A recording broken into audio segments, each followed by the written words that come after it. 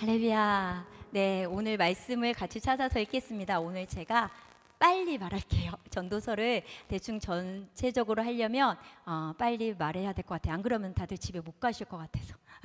전도서 1장 3절의 말씀입니다. 오늘 본문 말씀은요, 전도서 1장 3절의 말씀입니다. 같이 다 찾으셨으면 전도서 1장 3절 말씀 다 찾으셨으면 같이 함께 읽겠습니다. 해 아래에서 수고하는 모든 수고가 사람에게 무엇이 유익한가? 아멘. 저 색깔만 칠해져 있는 부분만 한번 볼게요. 같이 한번 읽어볼게요. 해 아래에서 사람에게 무엇이 유익한가? 네, 오늘 제목은요, 모든 것이 헛되도다 그럼에도 라는 제목입니다. 우리가 가지고 있는 구약 성경은요, 창세기부터 말라기까지 총 39권이에요. 그래서 네 파트로 나뉘죠. 모세오경, 역사서, 지혜서, 예언서. 그런데요, 히브리 성경은 좀 달라요. 히브리 성경은요, 세 파트로 나뉩니다. 토라. 랍비 하파들마다 의견이 다를 수 있으나 일반적으로 토라를 모세오경이라고 합니다. 토라는요, 하나님의 가르침이라는 뜻이에요. 즉 하나님께서 우리 인간에게 말씀해 주신 기준과 원칙을 말합니다. 이 세상에서 우리가 어떻게 살아야 되는지, 사람과의 관계는 어떻게 해야 되는지, 돈은 어떻게 벌어야 되는지 등 모든 일상에서의 기준과 원칙을 주셨어요. 제가 청년들에게 물어볼게요. 여러분, 돈 많이 벌면 아무 일이나 해도 될까요? 아니요, 안 된다고 성경은 나와 있습니다. 돈을 아무리 많이 벌어도 해야 할 일이 있고 하지 말아야 할 일이 있다. 그게 성경의 기준과 원칙이에요. 그런데 오늘날 우리가 사는 세상은요, 그 기준과 원칙이 없어진 세대예요. 모든 게 다 맞다고 합니다. 아니요, 모든 게 다 맞지 않아요. 하나님의 말씀이 내 삶의 내 발의 등이요 내 길의 빛이라면 그 기준이 무엇일까요? 그 하나님의 말씀의 기준이 바로 모세오경에 있어요. 그래서 히브리 성경은 첫 번째 토라 모세오경이요, 두 번째 선지서 예언서로 나뉘고요, 세 번째 성문서로 나뉩니다. 성문서는요, 하나님께서 제시해 주신 그 기준과 원칙대로 인간이 삶을 살았을 때 어떤 결과가 일어나는지를 말해줘요. 그래서 성문서에는요, 욥기, 시편, 잠언이 있어요. 그리고 오축이라고 해서 5개의 작은 두루마리가 있는데 축은 두루마리라는 한자예요. 그래서 이 오축은요, 이스라엘 백성들이요, 자신들의 절기일 때 하나씩 꺼내 읽어요. 유월절 때는요, 아가서를 읽습니다. 그리고 오순절 날은 룻기를 읽어요. 그리고 예루살렘의 멸망을 기억하며 다시는 그런 비극을 반복하지 않게 하기 위해서 예레미야, 애가를 읽고요, 불임절 날은 에스더 읽어요. 그러면 전도서는 언제 읽냐? 장막절 때, 광야에서 그들이 생활했고 하나님이 보호하고 인도하셨던 그날을 기념하면서 읽는 게 전도서예요. 그래서 성문서 안에는 전도서가 들어가요. 전도서는요, 하나님의 말씀을 내 삶의 기준으로 삼았을 때 어떻게 살아야 되는지 말해주는 책이 전도서예요. 하나님 말씀대로 살았을 때 그 하나님의 말씀이 내 삶의 기준이 되었을 때 어떻게 해야 되는지, 반대로 하나님의 말씀대로 살지 않았을 때 내 삶이 무엇인지 말해주는 게 전도서예요. 그리고 그 하나님의 말씀의 삶의 기준으로 살았던 사람들의 예가 누구인지 아세요? 다니엘이에요, 에스라예요, 느헤미야예요. 그래서 이 세 이야기는 선지서가 아니라 이 성문서에 언급돼요. 그런데요, 굉장히 흥미로운 게 뭔지 아세요? 하나님의 말씀이 내 삶의 기준으로 삼고 어떻게 살아야 되는지 말하는 전도서의 첫 시작이 뭘 것 같아요? 전도서 1장 2절 같이 한번 읽어보겠습니다. 한번 같이 읽게요. 전도자가 이르되 헛되고 헛되며 헛되고 헛되니 모든 것이 헛되도다. 시작부터가 헛되대요. 몇 번이나 반복해요? 5번이요. 힌트 주잖아요. 손가락 5번이나 반복합니다. 이 헛되다라는 말은 히브리어로 헤벨이에요. 허무하다, 헛되다 라는 뜻이에요. 그런데 이 헛되다는 영어가요, 베니티라고 해서 라틴어 어원에서 나왔는데요, 잡았는데 바람 같다는 거예요. 인생을 살면서 무언가 확 이거야 라고 잡았어요. 근데 손을 딱 펴보니까 남은 게 아무것도 없어요. 이게 솔로몬이 깨달은 거예요. 그래서 전도서 2장에는 솔로몬이 이런 말 많이 해요. 내가 뭘 했는데 다 바람을 잡은 것 같다. 전도서는요 12장밖에 안 됩니다. 오늘 설교 듣고 가서 다 한 번씩 읽으셨으면 좋겠어요. 아주 짧은 성경이에요. 그런데 이 짧은 성경 안에 자세히 계수해 보면 헤벨, 헛되다, 허무하다는 말이 몇 번이나 들어갈 수 있을 것 같아요? 혹시? 38번이에요. 38번이나 들어가 있어요. 그래서 전도서를 대부분 읽으면 힘이 빠져요. 가장 많이 드는 생각이 뭔지 아세요? 굳이 열심히 살아봤자 인생 뭐 있어 그러면? 다 헛된데. 그러면서 마음에 우울해져요.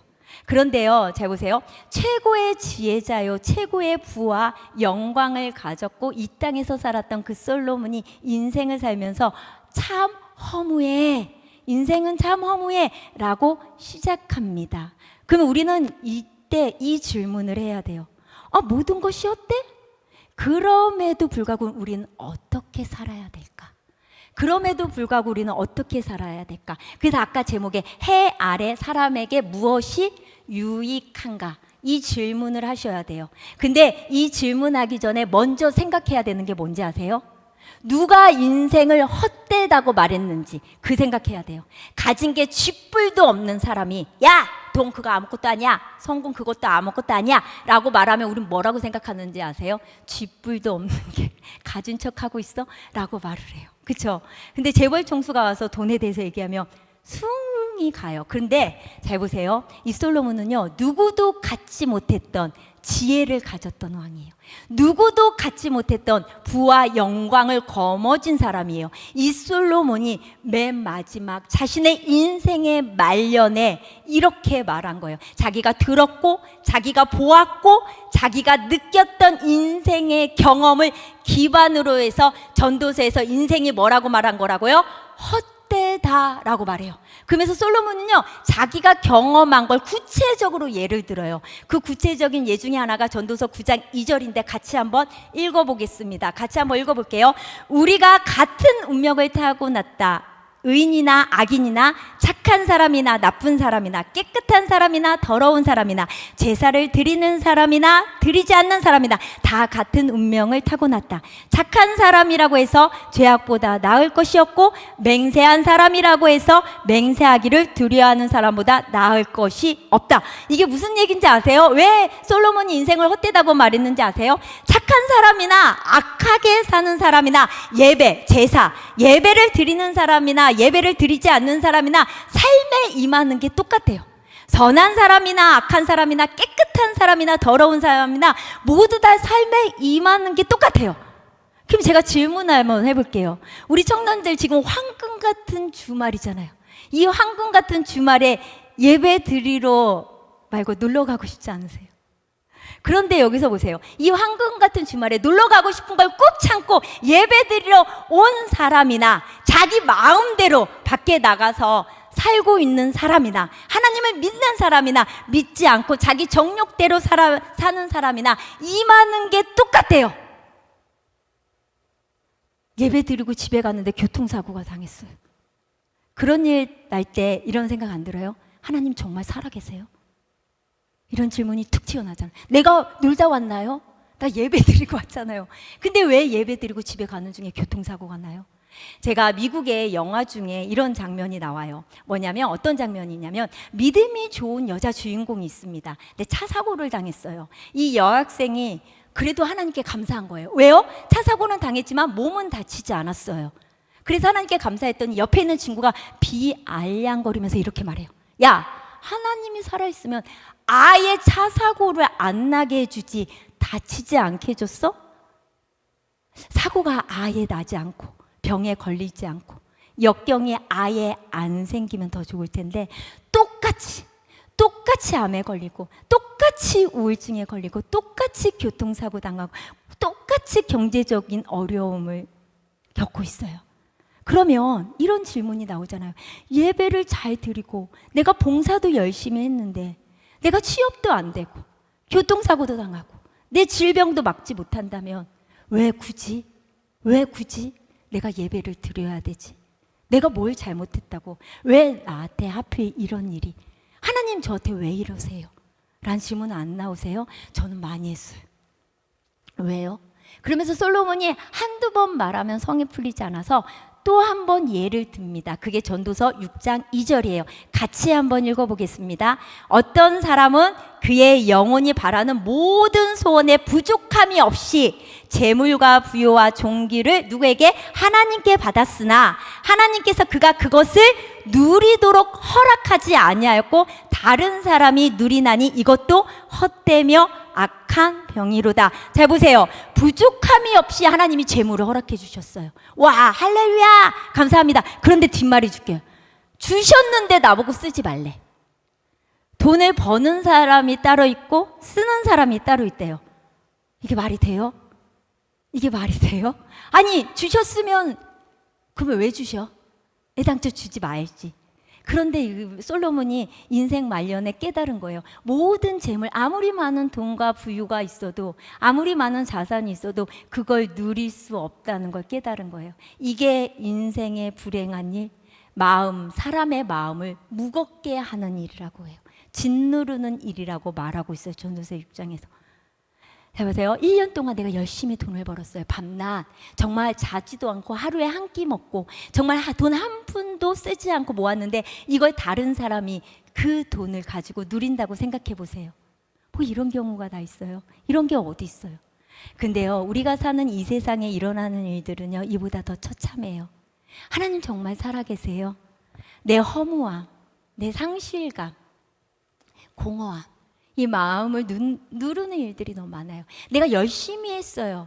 그런데 온갖 편법과 인맥을 동원해서 저 사람은 실력도 안 돼. 나보다 안 되는 것 같아. 근데 저 엑세이스 같은 사람이 저 자리, 저건 내 자리인데 내가 얼마나 노력해서 여기까지 왔는데 저 사람은 단지 누구의 아들이고 누구의 딸이라는 이유로 이렇게. 그래서 요즘 세상에는 금수저, 흑수저란 말이 있잖아요. 봐봐요. 열심히 산 사람들이 갑자기 한순간에 무너지는 경우가 더 많아요. 열심히 살았거든요. 그런데 하나님이 왜 나는 하필 이 가정에서 태어나고 나를 왜 이곳에서 태어나게 하셨어요? 근데 그거 아세요? 이 문제만 해결되면 될 것 같고 이것만 해결되면 될 것 같고 누가 나 조금만 도와주면 될 것 같은데 저 사람이 나 조금만 도와주면 될 것 같은데 아니요. 그거 해결돼도요, 인생을 살아보면 또 다른 문제들이 이어집니다. 계속 목이 말라요. 절대 채워지지 않는 마음속에 공허함, 허무함이 있어요. 이유도 알 수 없어. 내가 수련회에 갔어요. 그 주일 예배 드렸어. 막 은혜를 받아. 막 너무 좋아. 막 좋아. 근데 한순간에 갑자기 뭐가 찾아오는지 아세요? 공허함. 분명히 내가 수련회 때 은혜를 받아서 너무 좋았는데 어느 날 그냥 한순간에 갑자기 내 마음에 공허함이 찾아와요. 한순간에 찾아와요. 내 마음이 텅 빈 것 같아. 이유를 알 수 없어. 내 삶이 허무함이요. 근데 성경은요, 인간의 이 공허함과 허무함이 인간 밖에 있다고 말하지 않고 인간 안에, 내 안에 있다고 말해요. 그래서 벗어날 수 없다고 말하고 있어요. 인간의 공허함과 허무함이 내 내부 안에 내 안에 있기 때문에 느끼는 거라고. 그렇기 때문에 제가 청년들한테 부탁할게요. 세상에 유행하는 거 따라가지 마세요. 벗어날 수 없어요. 밖에 있는 게 아니에요. 공허함은 누구 안에 있다고요? 내 안에 있는 거예요. 그러면 인간 안에 있는 이 공허함과 허무함이 왜 들어왔을까요? 성경은요, 그 원인을 정확하게 말하고 있습니다. 인간의 공허함, 허무함, 상실감 어떻게 들어왔는지 명확하게 말해주고 있어요. 예레미야 2장 13절. 예레미야 2장 13절은 누가 말한 것 같아요? 하나님이 직접 하신 말씀이에요. 같이 한번 읽어볼게요. 내 백성이 두 가지 악을 행하였나니 곧 그들이 생수에 근원된 나를 버린 것과 스스로 웅덩이를 판 것인데 그것은 그 물을 뭐예요? 가두지 못할 뭐래요? 터진 웅덩이래요. 이 구절에서 하나님은 자신을 생수의 근원이라고 표현하고 있어요. 생수의 근원은 히브리어 단어로요, 마르지 않는 셈이에요. 아무리 퍼도 마르지 않고 막 생수가 솟아나는 거예요. 그게 생수의 근원이에요. 근데 하나님이 직접 말씀하시는 거예요. 너희가 뭘 잘못했는지 알아? 너희가 뭘 잘못했는지 알아? 너희는 생수의 근원된 나를 버렸어. 모든 인간의 문제의 원인이에요. 그런데 더 비극적인 게 뭔지 아세요? 생수의 근원된 하나님을 버린 것도 비극적인데 더 비극적인 건 그 다음 구절이에요. 스스로 뭐 한대요? 웅덩이를 판대. 이거예요. 자신하는 거야. 내 허무함, 내 부족함, 나는 내가 해결할 수 있어. 내가 할 수 있어. 내 스스로 내가 할 수 있다고 생각해서 그 문제에 대해서 내가 해결할 수 있다고 생각해서 뭘 계속 하는지 아세요? 계속 내 목마름, 내 공허함, 내 허무함 내가 해결할 수 있어. 내가 채울 수 있어. 라면서 계속 땅을 파요. 땅을 파고 팔면요. 맨 마지막에 흙 속에 뭐가 조금씩 있는지 아세요? 혹시 축축한 습기 같은 게 있잖아요. 그러면 뭐라고 생각하는지 아세요? 거봐, 내가 할 수 있다고 했잖아. 그러면서 계속 뭐예요? 더 파요. 그런데 제가 물어볼게요. 이건 터진 웅덩이에요. 그걸로는 채울 수 없어요. 그래서 남는 걸 이사야서가 뭐라고 말하는지 알아요? 상처뿐이라고 말하는 거예요. 내가 할 수 있다고 생각해서 계속 끊임없이 파면 팔수록 자기 안에 뭐만 남는다고요? 상처만 남아요. 그래서 성경은 이렇게 말해요. 나를 지으신, 너를 지으신 창조주를 만나라고. 왜 우리가 공허하고 허무한지 아세요? 그거는요, 나를 지으신 창조주 하나님과 떨어졌기 때문에 그래요. 내 안에서요. 그래서 하나님이요, 울부짖고 계세요. 내 백성이 나를 버렸어. 내 자녀들이 나를 버렸어. 생수의 근원된 나를 버리고 스스로 할 수 있다고 웅덩이를 파고 있어. 하나님이 울부짖고 돌아오라고 말씀하세요. 죄가 인간에게 들어옴으로 말미암아 인간은요, 나를 지으신 창조주 하나님을 떠나요. 그 다음부터 인간에게 알 수 없는 뭐가 오는지 아세요? 수치심, 두려움, 죄책감, 소외감, 이런 것들을 경험해요. 그 이유를 성경은 정확히 말하죠. 누구예요? 생수의 근원된 누구를 버린 거라고요? 하나님이요. 근데 우리는요, 전혀 도움이 되지 않은 허무한 것들로 이거를 찾으려고 헤매고 있어요. 우리 청년들. 정말 세상에 나가서 그 공허함을 술로도 채우고, 게임, 정욕대로 성적인 거, 약물. 근데 솔로몬이 이렇게 말해요. 내가 다 해봤어. 술로도 채워보고 내가 다 해봤는데 그거 미친 짓이야. 그 즐거움 쓸데없는 거야. 맞아요. 일시적인 만족뿐이에요. 그리고 또 하나가 뭔지 아세요? 하나님과의 만남이 없는 종교적인 행위, 기도, 봉사, 그것도 공허함을 채울 수 없어요. 그래서 기도를 하고 예배를 드리고 말씀을 읽을 때 누구와의 만남이 있어야 돼요? 하나님이요. 예배, 기도, 말씀이 목적이 되면 안 돼요. 그게 목적이 되는 순간 내 공허함은 채울 수 없어요. 그래서 이런 상황에 있는 우리들에게, 하나님의 백성에게 하나님이 이사야서에서 이렇게 말해요. 뭐라고 부르짖는지 아세요? 오라, 너희 목마른 자들아, 다 내게로 와. 돈 없어도 돼. 값 없어도 돼. 내가 포도주와 젖을 줄 거야. 너희가 어찌해서 양식이 아닌, 배고프지 않는 걸 가지고 왜 이렇게 애쓰는 거야? 애쓰지 마. 배부르지 않아. 그건 양식이 아니야. 배부르지 못하게 하는 걸 가지고 애쓰지 마. 내게 와. 내게 들어. 귀를 기울여. 내게로 돌아와. 그러면 너희 영혼이 살 거야. 그런데요, 그거 아세요? 그 하나님이 이 땅에 오셨습니다. 2000년 전에 그 하나님이 내가 살고 있는 이 땅에 오셔서요, 요한복음 7장의 초막절 때 다시 한번 똑같이 외쳐요. 누구든지 목마르거든 다 내게로 오라. 그러면 뱃속에서 생수가 흐르게 하리라. 내 안에 있는 공허함을 내 안에서 해결해 주신대요. 그러면서 내게로 와, 내게로 와 라고 하나님이 말씀하세요. 생수의 근원은 하나님이십니다. 주어 주체가 하나님이에요. 하나님만이 내 공허함, 내 허무함을 채워줄 수 있어요. 이 하나님을 인정하는 사람을 성경에선 지혜라고 말해요. 시편 121편 잠깐만 볼게요. 시편 기자가 이런 질문과 고백을 합니다. 뭐라고 질문하고 있죠? 나의 도움이 어디서 올까? 잘 보세요. 이 질문을 하고 있어요. 시편 기자가. 이 질문은 누구도 했는지 아세요? 솔로몬도 가졌던 질문이에요. 내 도움이 어디서 와? 근데 이거는요, 저도 그렇고 여기 있는 청년들도 가지고 있는 질문일걸요. 나의 도움이 어디서 와요? 그 질문의 해답이 그 다음 구절에 나와 있습니다. 같이 한번 읽어볼게요. 나의 도움은 천지를 지으신 누구요? 야훼에게서로다. 하나님이에요. 시편 기자가 살던 그 당시에도 그 사람들의 마음속에도요, 영원한 목마름이 있었어요. 오늘도 마찬가지고 그 시대도 마찬가지예요. 그런데 그들의 어떤 결론이 뭐예요? 하나님이래요. 하나님. 그런데 솔로몬도 결론이 그거예요. 우리에게 말하고 있어요. 천지를 지으신, 이 세상을 만드신 하나님이 계셔. 너를 창조하신 하나님이 계셔. 그 하나님을 기억해 라고 솔로몬이 우리에게 말하는 거예요. 성경은요, 인생의 공허함과 허무함에 대해서 답을 말해주고 있어요. 모든 문제, 내 인생의 공허함, 내 인생의 허무함, 내 모든 인생의 문제를 해결하기 위해서 가장 중요한 게 뭐라고 말하고 있어요?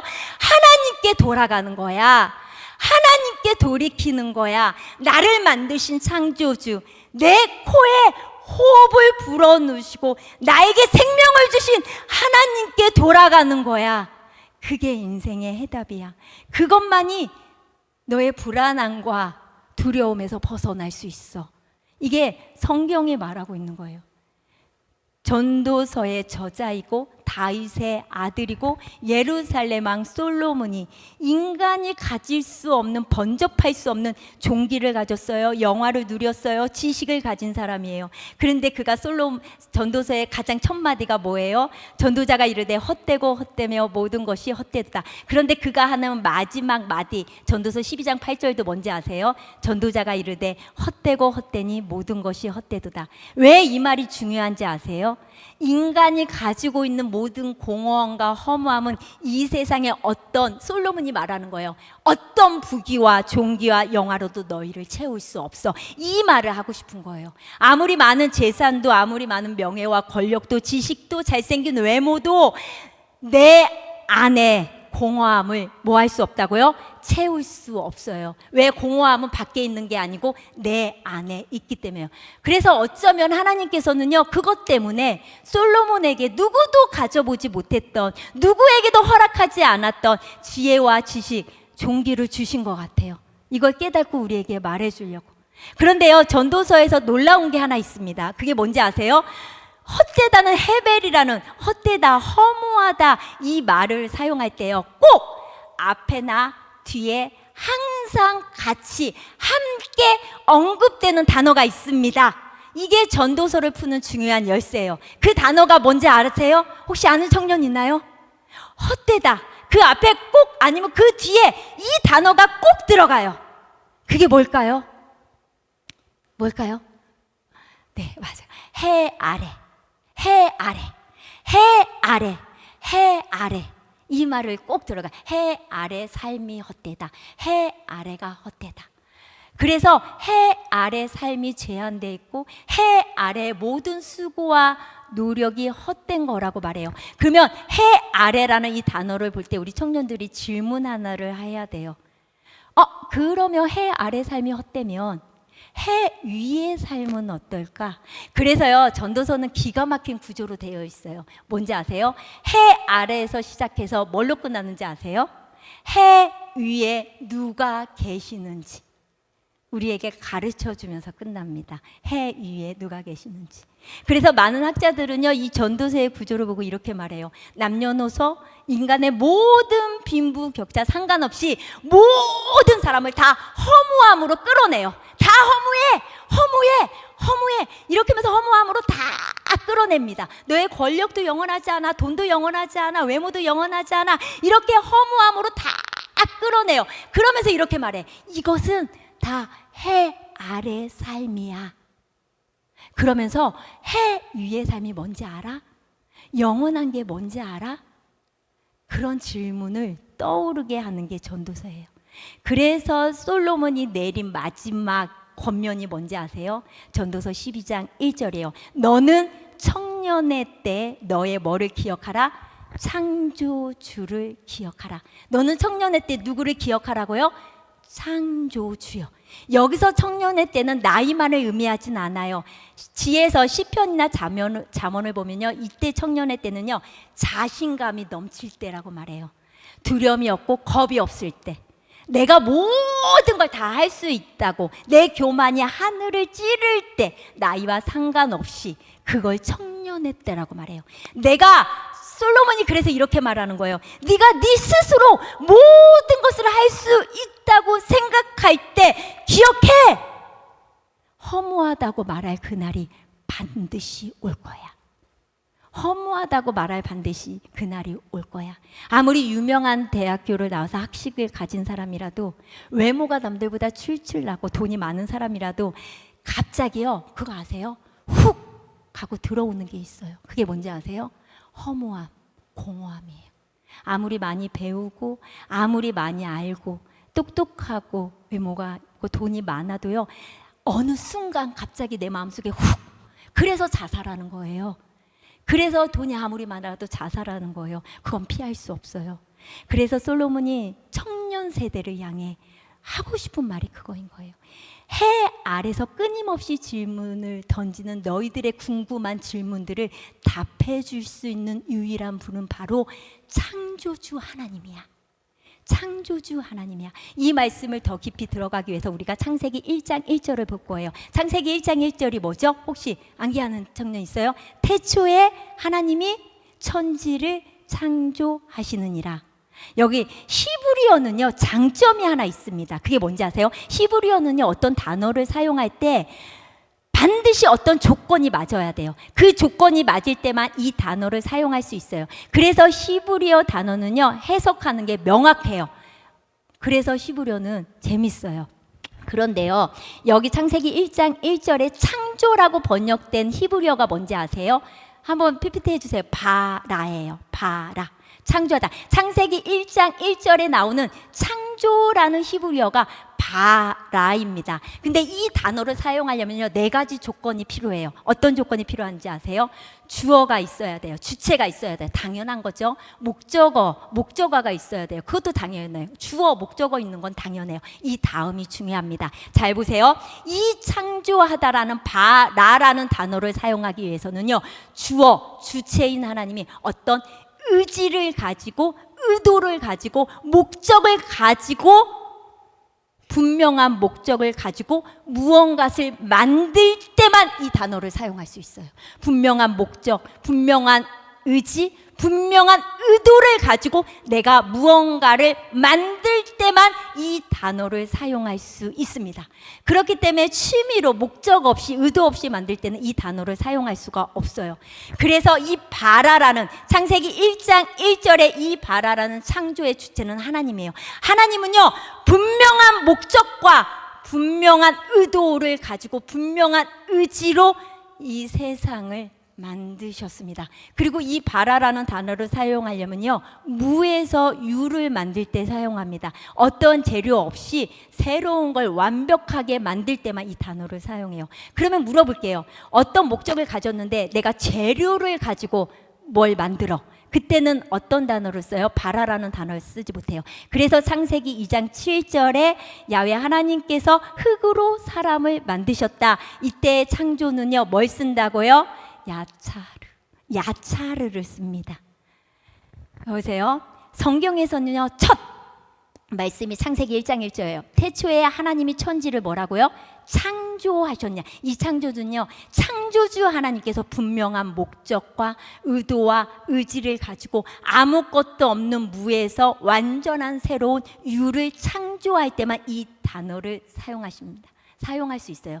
그러면 이 세상을 창조하신 하나님께서 가지셨던 목적과 의도와 뜻이 무엇일까요? 그게 창세기 1장 2절에 정확하게 나와 있습니다. 1장 2절을 같이 한번 읽어볼게요. 땅이 혼돈하고 공허하며 흑암이 깊음 위에 있고 하나님의 영은 수면 위에 뭐 한다고요?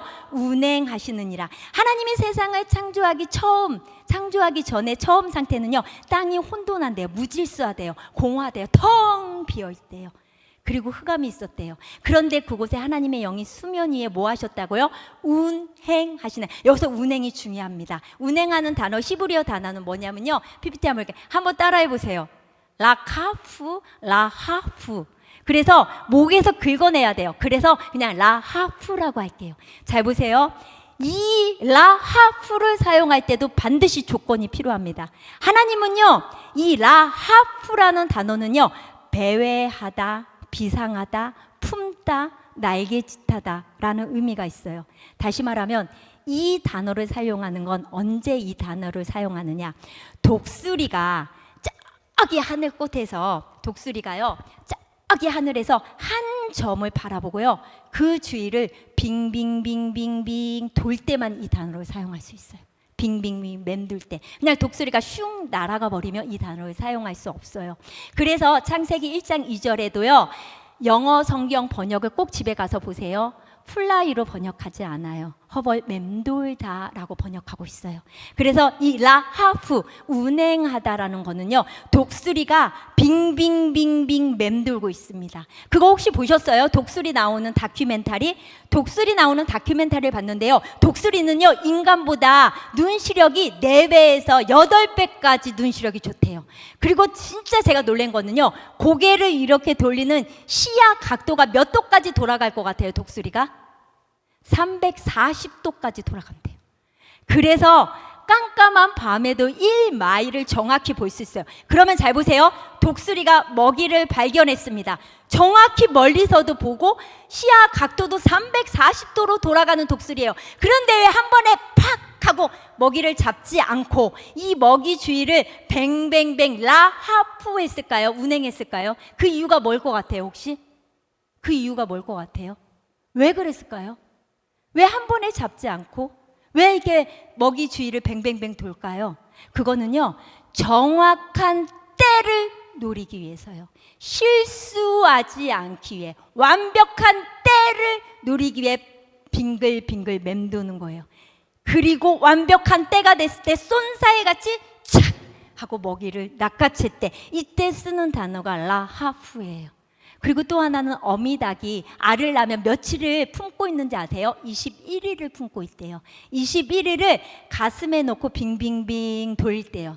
이때 쓰는 단어가 라하프예요. 운행하다. 근데 왜 돌리는지 아세요? 닭이 자기 날개죽기를 왜 자기의 체온을 그 알에 골고루 뭐 해주기 위해서예요?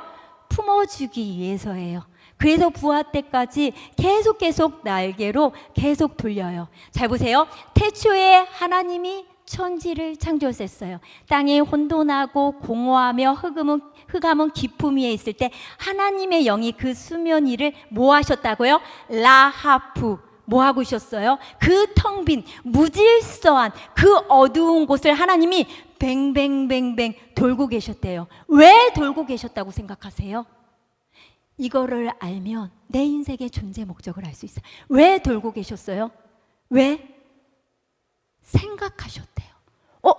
전 이해가 안 가요. 하나님 전지전능하신 분 아닌가요? 생각하지 않아도 되는데 하나님은 전지전능하세요. 실수가 없으신 하나님이에요. 하나님은 어떤 일에 즉흥적으로 결정하거나 며칠 후에 심사숙고해서 결정하더라도 그 결정과 결과는 동일할 수밖에 없어요. 왜? 하나님은 전지전능하기 때문에. 하나님은 시간과 공간을 초월하신 분이에요. 모든 게 가능하신 분이에요. 실수가 없으신 분이에요. 신실하신 분이에요. 근데 이 하나님이 세상을 창조하실 때요, 생각하셨대요. 성경에는요, 내가 태어날 장소, 시간, 나라, 가정 어느 거 하나 실수하지 않고 완벽한 의도를 가지고 계획하시면서 하나님이 만드신 최고의 걸작품을 누구라고 말하는지 아세요? 우리라고 말해요. 그리고 이 세상이에요. 하나님은요, 저는 이 부분을 볼 때 하나님의 사랑이 너무 느껴졌어요. 그냥 만들 수도 있는데, 전지전능해서 그냥 만들 수도 있는데, 하나님이 세상을 얼마나 사랑하고, 여기 있는 청년들 제일이, 민지, 그리고 수연이 얼마나 한 사람 한 사람을 사랑하는지 하나님은요, 그 사랑을 가지고 생각하며 하나님의 그 크신 능력과 지혜와 사랑을 담아서 한 사람 한 사람을 그때부터 창조하신 거예요. 그래서요, 그 누구도 우연히 재수 없어 태어난 사람은 없어요.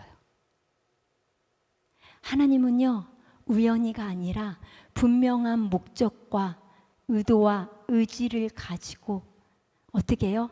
운행하셨어요. 그리고 나를 만드셨어요. 독수리처럼 어미닭이 자기 알을 품으며 맴돌며 돌았던 것처럼 생각하셨어요. 정확한 때, 완벽한 때를 기다리신 거예요. 그래서 하나님은요, 분명한 목적과 의도와 의지를 가지고 때를 따라 어떻게 해요? 모든 것을 운행, 라하프 하셨던 거예요. 그래서 솔로몬은요, 전도서 3장 11절에 하나님이 모든 것을 지으시되 때를 따라 뭐 하셨다고요? 아름답게 하셨다. 여기서 아름답다는 단어는요, beautiful이 아니에요. 적절하게 하셨다는 거예요. 하나님이 내 모든 것을 제때에 알맞게 일어나도록 하셨다는 거예요. 우리는 그 때를 알지 못해요. 하지만 하나님은 반드시 운행하십니다. 왜 고난이 힘든지 아세요? 그 때를 모르기 때문에 그래요. 이 고난의 때가 언제 끝나는지 모르기 때문에 그래요. 만약에 우리 청년에게 너의 그 물질의 고난은 한 달 후에 끝날 거야 라고 말하면 견딜 수 있어요, 없어요? 있어요. 그런데 그 때와 시를 몰라요. 그래서 내 취업의 문제, 내 재정의 문제, 내 관계의 문제, 내 질병의 문제, 정말 그 때를 알지 못하기 때문에 힘들고 어려워요. 그런데 그거 아세요? 성경은요, 우리 주 예수 그리스도가 알파와 오메와, 처음과 마지막, 처음과 끝, 시작과 끝이 되신다고 말씀하고 계십니다. 그 하나님은 알고 계세요. 내 삶을 창조하신 그 창조주 하나님은요, 목적을 알고 있어요. 내가 그 목적을 알고 계시는 하나님을 만날 때요, 내 삶의 존재 목적을 알 수 있고요, 방향을 알 수 있어요. 그렇기 때문에 행복하고, 그렇기 때문에 기쁨을 경험할 수 있는 거예요. 마지막으로 하나님은요, 나의 삶만 아름답게 한 게 아니라 교회 공동체의 삶도 아름답게, 적절하게, 그때에 맞게 하셨습니다. 그거 아세요? 건설 현장에 가면 기계 소리와 연장 소리가 들려요. 그렇죠? 그런데 놀라운 게 있어요. 열왕기서에 보면 솔로몬이 7년간 하나님의 성전을 지을 때는요, 그거 아세요? 망치 소리도 안 나고요, 돌 쪼는 소리도 안 났어요. 어떤 소리도 나지 않았대요. 성전송에서는 방망이, 도끼, 철 연장 소리, 어떤 소리도 나지 않았대요. 왜 소리가 나지 않았는지 아세요? 열왕기상 6장 7절을 한번 볼게요. 같이 한번 읽어볼게요. 시작. 이 성전은 돌을 그 뜨는 곳에서 다듬고 가져다가 뭐 했다고요? 건축하였느냐. 설계도로 돌을 정확하게 깎고 다듬고 빚어서 기초 작업을 다 한 다음에 그거를 어디로 가져왔다고요? 성전으로 가져와서 각 돌과 각 목을 정확한 위치에 어떻게 했다고요? 끼워서 맞췄습니다. 하나님이 모든 것을 때를 따라 아름답게 하셨다는 말씀은요, 정확하게 그 위치에 뭐 하셨다는 거예요? 놓으셨다는 거예요. 그래서 하나님은 청년부에 속해 있는 우리 다영이나 태영이나 동현이나 이 한 사람 한 사람을 정확하게 그 위치에 놓으셨어요. 그래서 공동체 안에서 간혹 저 인간은 왜 교회에 나오는지 이런 생각이 들 때 있는데요, 그 사람만 없으면 될 것 같다는 생각. 근데요, 그거 아세요? 하나님은 내 눈에 거슬리고 그 사람이 부족해도 예수 그리스도의 핏값 주고 산 청년부의 구성원이라면요, 하나님이 그 자리에 두셨습니다. 제가 질문 하나 해볼게요. 하나님이 나에게 재능을 주셨어요? 돈을 주셨어요? 시간을 주셨어요? 그러면 그 돈도, 그 재능도, 그 시간도 묻지도 따지지도 않고 기쁨으로 기꺼이 나눌 사람, 그런 우리가 있어요? 한번 청년들에게 물어보고 싶어요. 하나님이 주신 내 재능, 내 시간, 그리고 내 모든 물질을 묻지도 따지지 않고 같이 나눌 수 있는 우리가 있냐고요. 아니면 내가 너무 힘들 때, 내가 너무 절망적일 때, 내가 공부할 때, 내가 너무 힘들어서 말도 할 수 없을 때, 정말 그런 절박함에 있을 때 나를 기꺼이 동참시켜줄 우리가 있냐고요. 신앙생활은요, 절대 혼자 할 수 없어요. 절망과 두려움, 실패 가운데 나를 기꺼이 기쁨으로 일로 와, 일로 와, 괜찮아, 동참시켜줄 우리가 있는지 한번 생각해 보세요. 하나님은요, 제 각각의 돌들을 뭐 하셨다고요? 아까 정확한 위치에 놓아서 뭘 지으셨다고요? 성전을 완성하셨어요. 일산 순복음 영상교회 청년부 안에서도 때를 따라 하나님은 아름답게 하셨습니다. 옆에 있는 청년 한번 쳐다보세요. 그 청년이 그 자리에 있기에, 잘 보세요. 그 청년이 그 자리에 있기에 내 자리가 더욱 분명한 거예요. 옆에 있는 청년이 저 자리에 있기 때문에 내 자리가 더 분명한 거예요. 말씀 맞겠습니다. 인생이 공허하고 혼란스럽고 어둠 속에 갇혀 있는 것 같고 허무하고 좌절된, 왜 그런지 아세요? 내 삶을 창조하신 창조주 하나님의 목적을 모르기 때문에 그래요. 이거 하나만 꼭 기억해 주세요.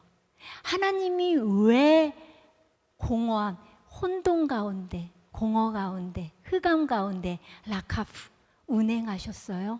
왜 그러셨어요? 왜 창조하셨어요? 하나님은요, 나의 창조주시지만 또 하나가 있어요. 분명한 목적과 분명한 의도와 의지를 가지고 가장 완벽한 때를 가지고 나를 이 땅에 보내셨어요. 성별도 마찬가지예요. 저 기억하세요. 하나님이 왜 네가 여자가 됐지?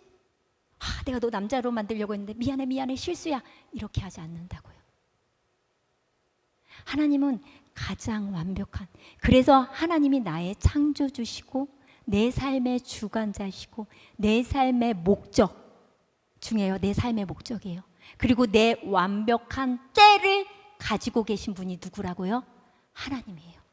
내 가장 완벽한 때를 가지신 분이 하나님이고 내 완벽한 목적을 가지고 계신 분이 하나님이에요. 지금 오늘 그 하나님을 찾으세요.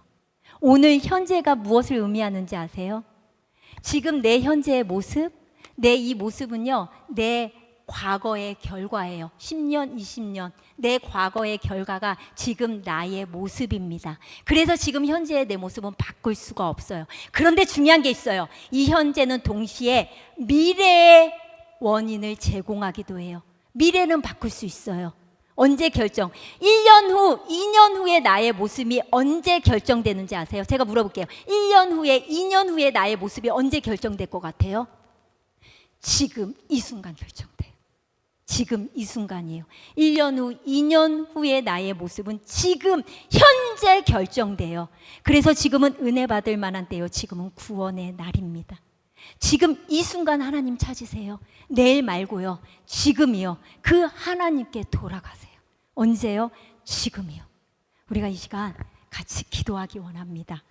하나님은요, 이 세상을 만드실 때, 그리고 나를 만드실 때요, 얼마나 사랑으로 만드신지 아세요? 저는 전도서를 준비하면서 그 하나님의 사랑과 그 손길이 느껴졌어요. 왠지 아세요? 하나님은 실수하지 않고 전지전능하신 분이에요. 그런데도 라하브 운행하셨대요. 그러면서 생각하셨대요. 하나님 너무 좋지 않아요? 그래서 하나님이 세상을 사랑하는 거고, 그래서 하나님이 우리 청년들을 사랑하는 거예요. 지금 그 하나님 찾으세요. 하나님의 그 손길이 우리 청년들 한 사람 한 사람을 붙잡고 그 생명의 길 대신 예수 그리스도를 통해 인생의 길이 든든히 세워지길 소망합니다. 이 시간 잠깐 우리 일어나서 찬양할게요.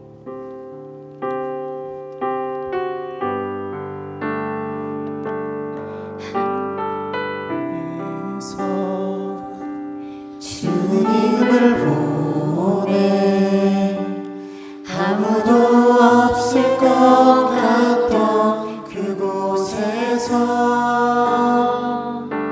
손 내미셔서 나를 붙드네 길 잃고 쓰러져 가던 그곳에서 말씀하시네 내 손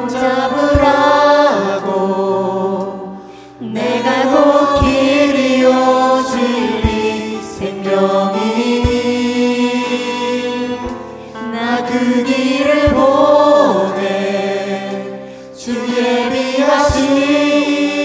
예비하시고 다른 길로 돌아서지 않으리. 주의 길 그 좁은 길 나는 건네 주 손잡고 그 무엇도 두렵지 않네.